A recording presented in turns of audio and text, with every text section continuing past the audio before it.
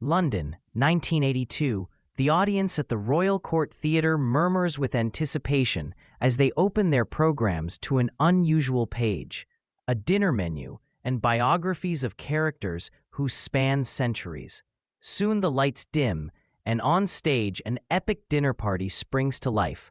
Around a long, glittering table sit women from different times and places.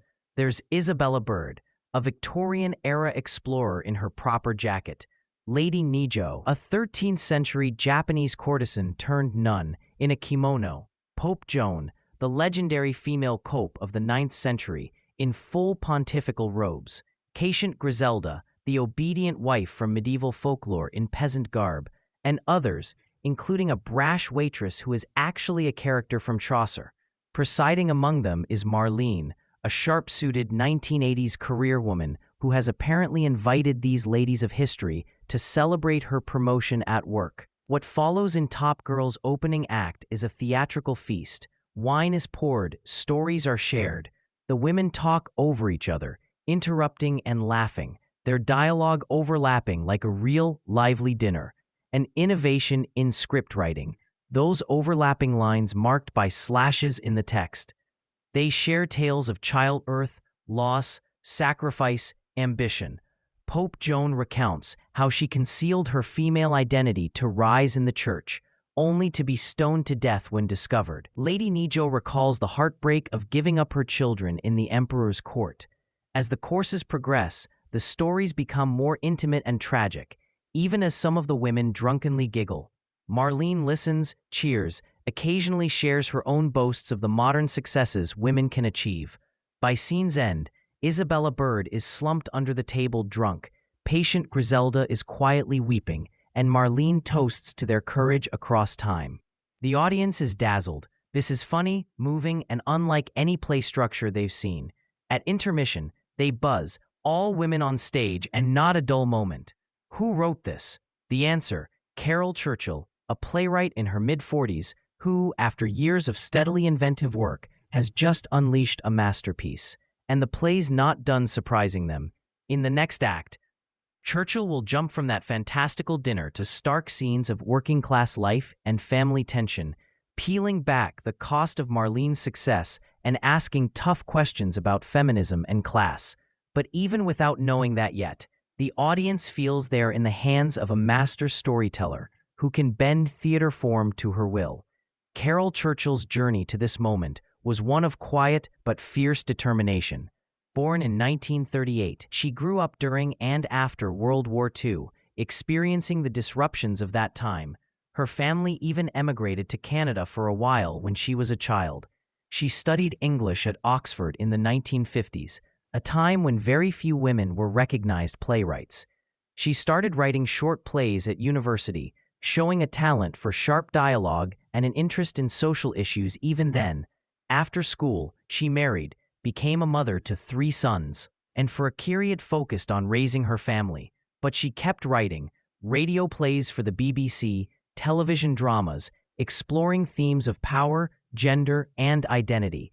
In the 1970s, as the feminist movement was cresting, Churchill found her theatrical voice aligning with the times.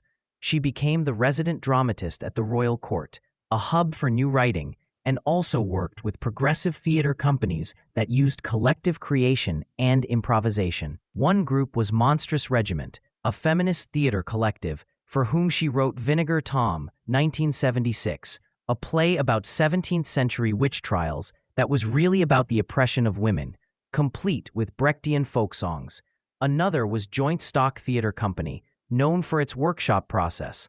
With them, she developed Cloud 9, 1979, a brilliantly daring play that examines colonialism and sexual liberation, where in the first act, Victorian British colonials in Africa are played by actors of mismatched race gender to role, e.g., a white man plays a black servant, a man plays a 5-year-old girl, satirizing rigid roles, and then Act 2 jumps to 1979 London with the characters 25 years older, though a century has passed, exploring how much or little progress has been made. Cloud 9 was a breakthrough hit, showcasing Churchill's hallmark, experimental form with purpose, humor, and emotional depth. By the time Top Girls premiered in 1982, Churchill had honed a unique style. She wasn't interested in linear realism. She bent time, made the invisible visible, like ghostly dinner guests, and played with language. She could mimic old dialects or modern corporate jargon with equal skill. Yet her plays were far from abstract intellectual exercises. They were engaging and often very funny, even as they critiqued society's structures, particularly patriarchy and capitalism. What set Churchill apart, too, was her commitment to collaboration and process. For Cloud9 and other plays, she often used the joint stock method. The company would research a theme, like sexual politics, share personal stories, improvise scenes, and Churchill would synthesize the material into a script. She valued actors' contributions and believed theater was a collective art, which aligned with her left-wing political beliefs.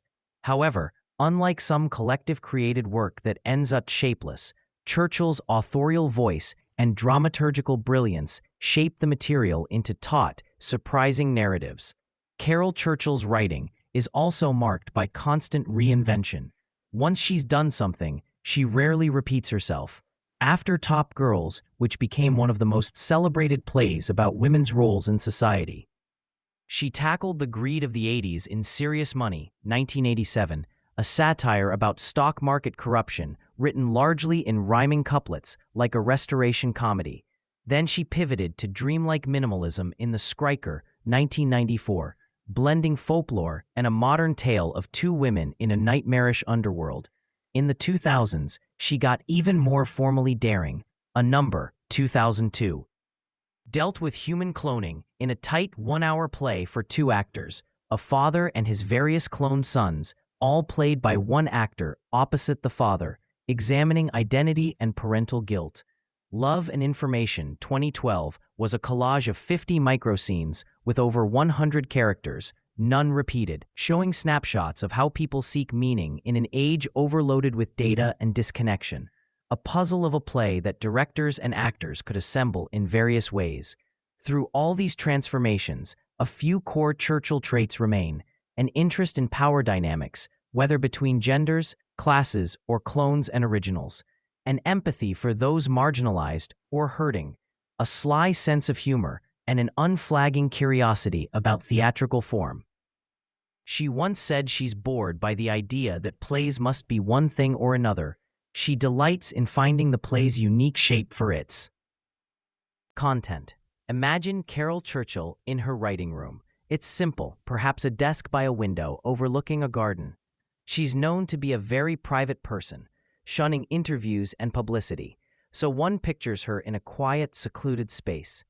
She has notebooks and index cards spread out.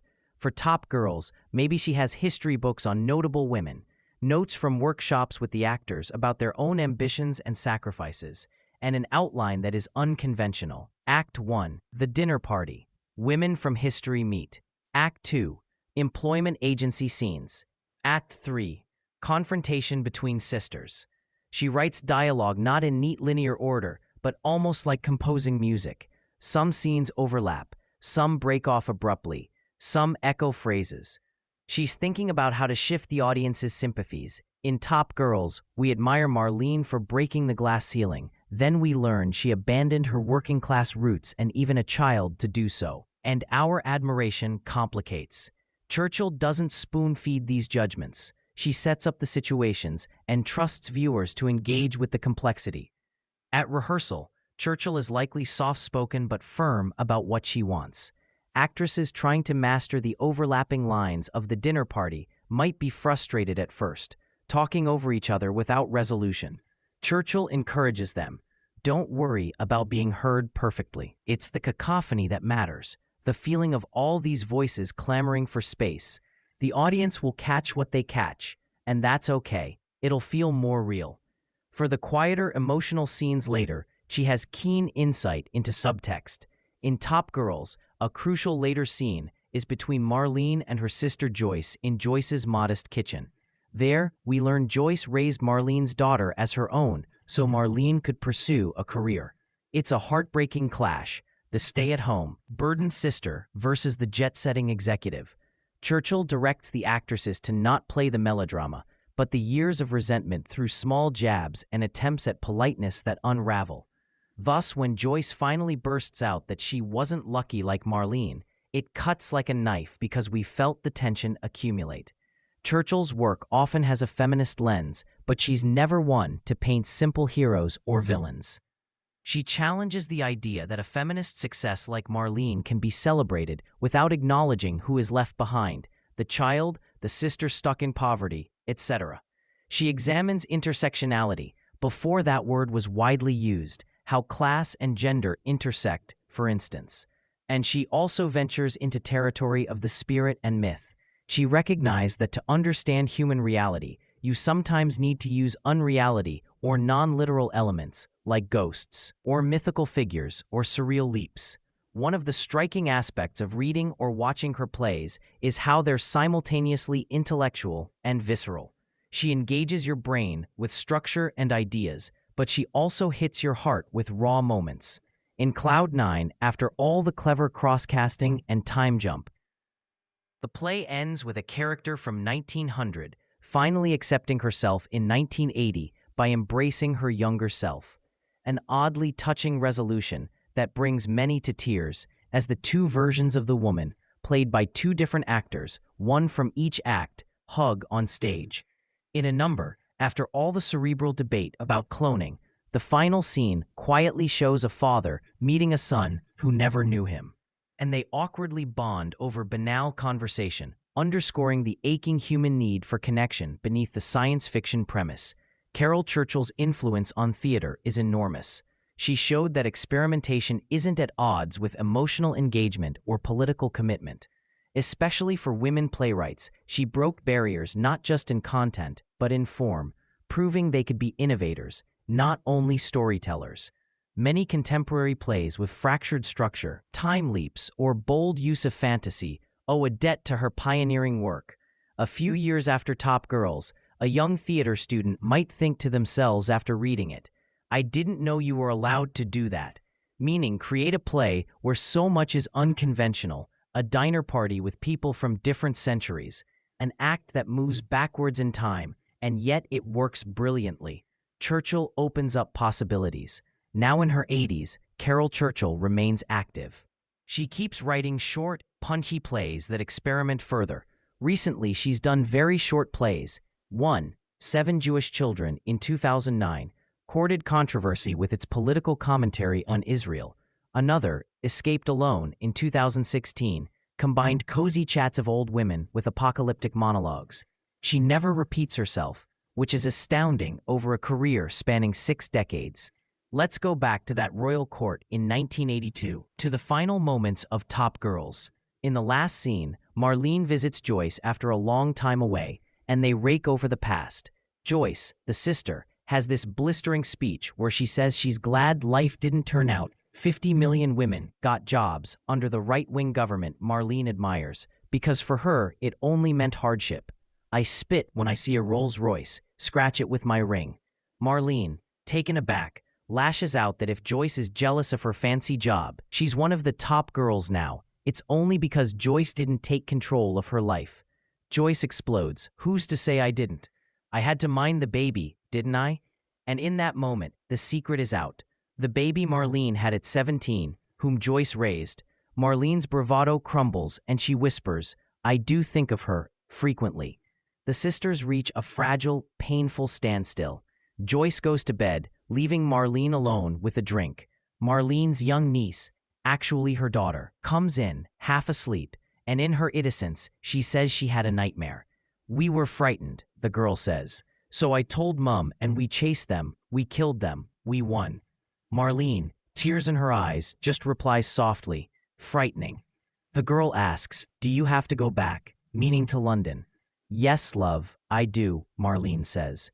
The girl returns to bed. Marlene sits alone. The play ends not in triumph, but in ambiguity, a sense of gains and losses, weighed, and an uncertain future for the next generation. As the lights fade, the audience sits quietly, digesting it all, the glorious, inspiring stories of women through time, and the sobering reminder of the real socioeconomic forces that still trap many women. They applaud, and as they depart, they debate. Was Marlene right or Joyce? Is it a feminist play or an anti-capitalist play or both? I loved The Dinner Party. But that fight between the sisters, that hit hard. They might not agree, but they all feel they saw something rich and thought-provoking. Caryl Churchill has left them with no easy answers, but with a mind expanded to new possibilities of what theater can do. Her plays don't tell you what to think, they invite you to see patterns across history, across personal lives and public systems, and to ask, what now? With her mastery of form, she navigates you through complex ideas in a way that feels like discovery rather than lecture. For a beginner to theater, encountering Churchill is a revelation. She shows that theater is a living, flexible art form limited only by imagination. You don't have to follow rules of realism or chronology. You can sculpt time, space, and language to get to deeper truths. And underlying it, you sense her humane heartbeat. She cares deeply about people, especially those dealt a tough hand by society, and she cares about fairness and change. As Caryl Churchill's season ends in our podcast, one thing stands out across all these episodes: Wilson, Muller, Schechner, Minuchkin, The Living Theater, Kane, Churchill. Each of these figures revolutionized theater by breaking boundaries. In Churchill's case, the boundaries were narrative and gender roles and the invisible structures of power. She invites us all, audience, writers, actors, to break a few boundaries ourselves, to experiment with how stories are told and whose stories get told, and in doing so, to perhaps imagine a more just and joyous world. Thus, we leave you with an image of Churchill not center stage. She avoids the limelight personally, but in the wings, watching one of her plays in performance. A slight smile on her face as an audience gasps or laughs at a moment she penned. Her satisfaction comes not from being seen as the genius, she's too modest for that, but from seeing the impact of the work. Then, as the applause sounds, she's already turning quietly to slip out and get back to writing, because for Caryl Churchill, the journey of pushing theater's limits never really ends. Each play is a new adventure, and as long as she has ideas, she'll keep charting unknown territory, inviting us to follow and find our own meaning in the wild, wide-open landscape of the stage.